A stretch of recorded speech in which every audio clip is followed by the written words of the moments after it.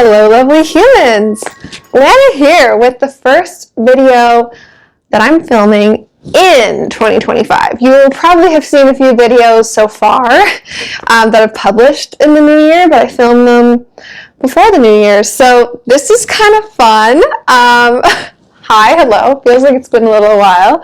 I didn't really film at all throughout the break, and it's been a bit of a whirlwind getting back to work and life and school. I'm taking a course this term, so that's really fun.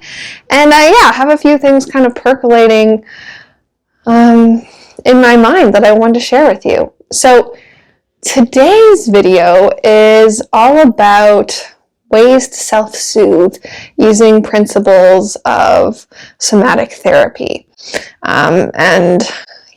Just sort of taking into account the mind-body connection. So if you haven't done any reading on this subject before, I've done a few videos, or read books like The Body Keeps the Score, The Myth of Normal by Gabor Mate. This isn't really psychosomatic, but it's sort of mindfulness, I guess, and different perspectives. I really enjoyed The Power of Now by Eckhart Tolle, but there's lots of information on this out there, and this is not a video going into detail about somatic therapy, because I am not an expert.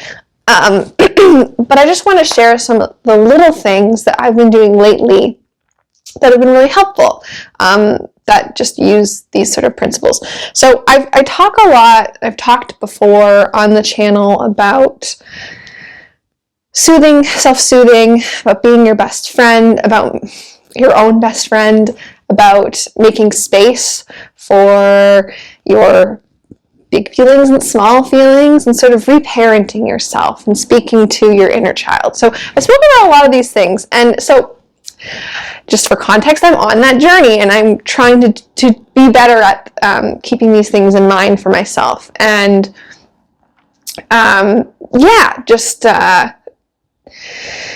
kind of pushing against the where we're often taught to just push through feelings or push them down. And instead, I'm trying to do more of the hard work of acknowledging the difficult feelings when they come up, so that I can move through them quicker, and so that I am not risking those emotions and feelings festering and then impacting the way that I behave towards myself or others, often ending up being in sort of a negative way.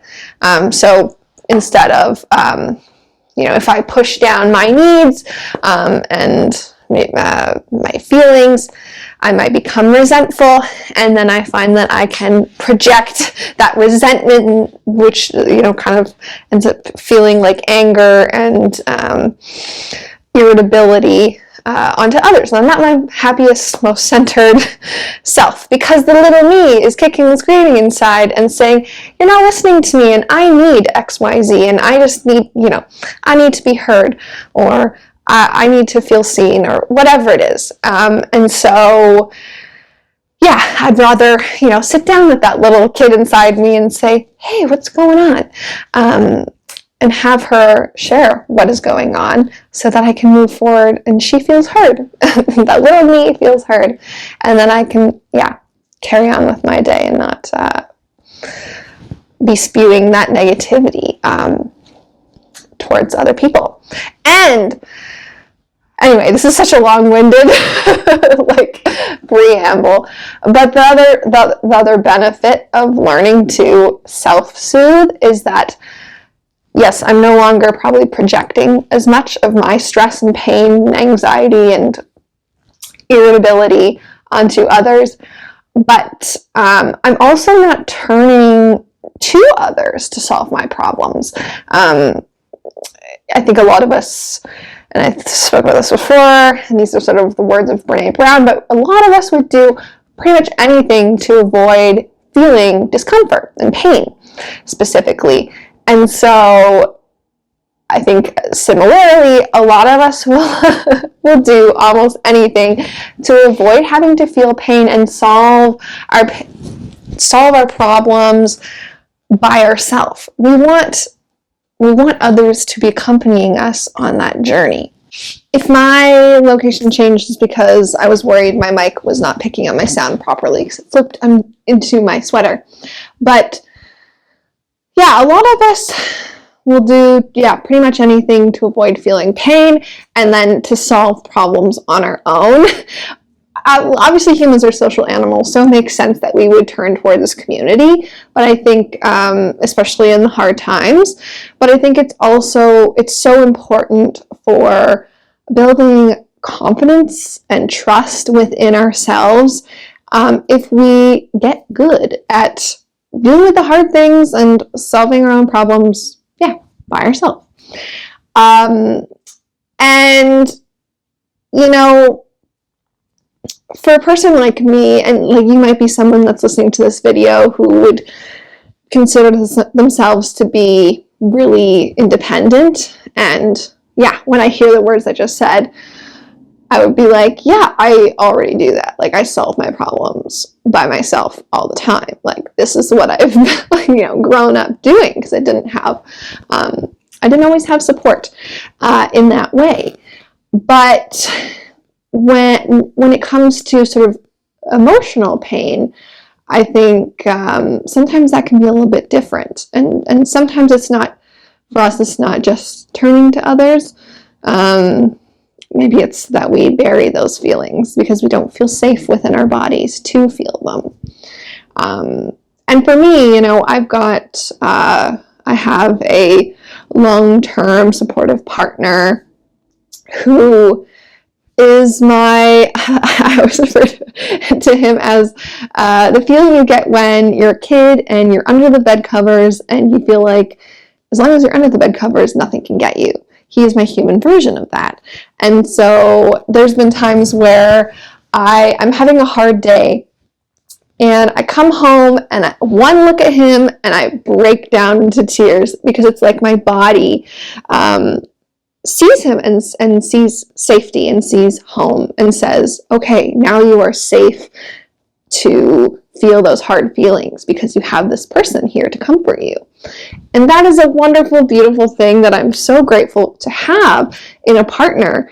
But I think I just become more aware over the years that, like, yes, that's a really great thing, but also I want to be able to do that for myself. And I think that's important for a lot of us to get better at, especially if you're single and also your partner isn't always going to be there with you. And then to the point that I just said, I think it's just really helpful to sort of build those skills so that the little you, the child Lana, can know that adult Lana has her. Like, she's got it. Like, she's got this. She can hold space for the big feelings that little Lana will have sometimes. And I think, building that sort of trust between the adult you and the childlike you that's inside, because they're all just scared little kids inside, helps in so many ways, and I've seen it helping in just, I can do a lot better at self-soothing self-talk. And so, I think I wasn't going to talk about the talk aspect of self-soothing today, but I think it's important to find the phrases and sometimes just words that really connect with your childhood wounds. So for me, it's a lot of just saying, I know, I hear you. You're safe with me. I love you. All of these things. You're enough. You are enough. You're so enough. Or just a lot of validating, like, you do so much. You try so hard. I see you. Like, these are phrases that really help me, but for another person, it might be something different based on the things that you struggle with. But what I really wanted to talk about, and I'm just in a rambling mood today, I guess, is the touch aspect of this self-soothing. And it's not something I've done a ton of in the past. Like, I think comforting touch and taking care of our mental health through physical activity can look like a lot of things. It can look like working out in general. For me, it also looks like expressing myself through my body and feeling my feelings through my body, through things like dance, figure skating, rollerblading, going on my trampoline, and just kind of like, jumping around, flailing. It's really therapeutic, and you release a lot of your energy that sometimes feels trapped. And then like yoga, a lot of people, you can find a lot of videos online about the benefits of yoga and how it can help release different things by stretching different parts of your body, stretching, any kind of self-care like massage and doing saunas, like taking care of your body in general. I think these are all kind, caring, soothing things to do for yourself. But other things that, you might not think about or might think are kind of woo-woo, but that really have helped me, are things, if you think about what you would do for a loved one or a friend, if they were going through something hard and they were okay with having physical touch. So,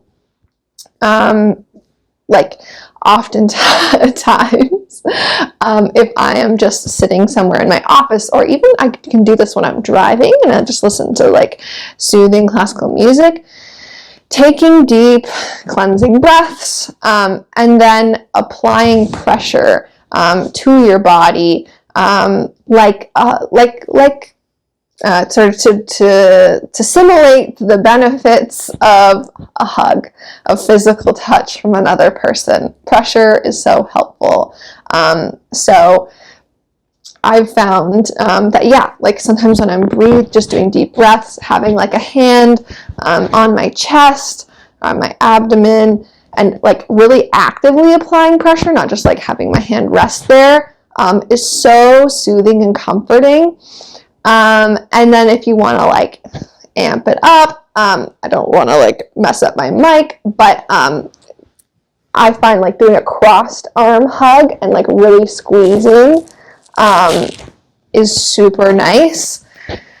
And even, like maybe you can't even do that and you want to do something more subtle because you're in a meeting, whatever. But I think having like a palm on the top of my leg and just like pressing down to like remind myself like, oh, I'm in my physical body. And you can even do that like with your feet planted on the ground and really like wiggle your toes and feel your feet on the ground. That's a good grounding exercise. Or even like rubbing your fingertips together. It's like, okay, like I'm feeling physical sensations, I'm in my body. And then also something that I kind of discovered recently that I really enjoy and is helpful, is so like if you're laying on your side, perhaps is kind of how I've done it. A lot of people like their hair being played with. Might be nostalgic of childhood.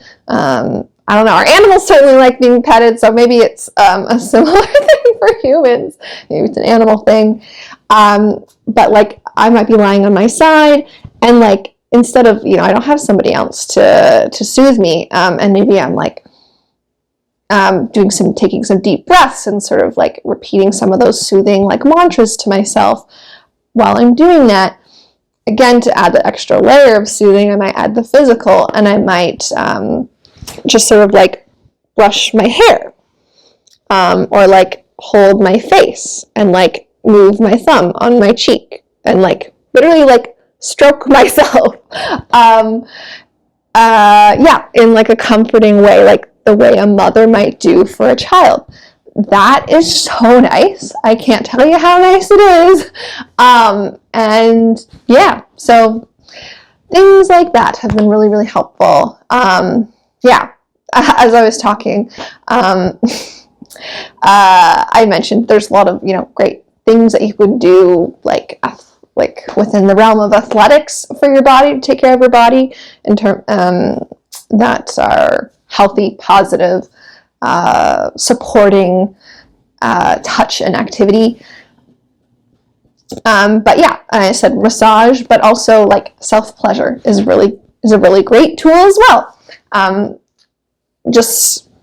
When we think about how can we give ourselves love and show ourselves love and care and nurture ourselves, we can do that by taking care of ourselves through working out and being active, through self-pleasure practice, and through soothing touch and grounding exercises. So anyway, I hope that kind of gave you some ideas. I'm by no means an expert, but these are just some things that have been helping me, and have been helping me feel safer in my body. I'm kind of like giving my little Lana self cues that, okay,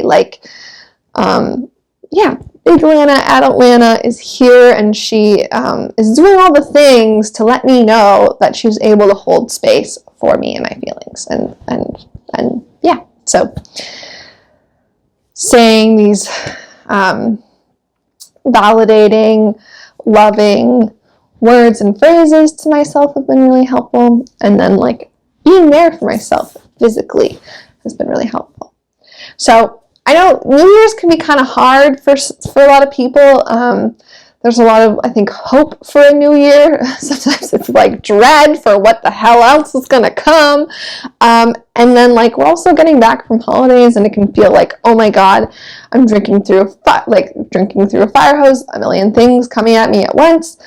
And so I think now more than ever is such a good time to be managing your expectations, celebrating the wins, and showing ourselves some love and care and giving ourselves grace, because it's a marathon, not a sprint.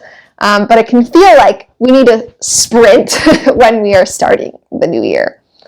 So with that, I'm going to leave you so I don't continue to ramble, but I hope that this was helpful and that I might see you in another video talking about all things life and psychology and wellness, and yeah. All right. Have a lovely day. See you in the next one. Bye.